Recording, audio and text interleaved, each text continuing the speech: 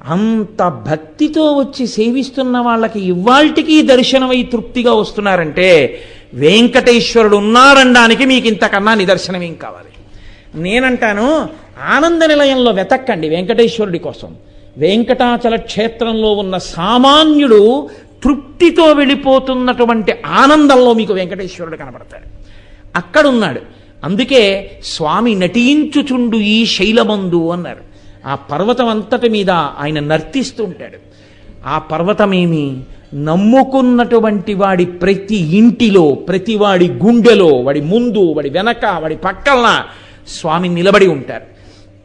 ఆనాటి నుండి ఈనాటి వరకు వెంకటేశ్వరానుగ్రహము అన్న మాటకు అర్థం, ఏమీ నాకు తెలియదు స్వామి అని చెప్పినటువంటి వాడిని ఆయన అనుగ్రహిస్తాడు.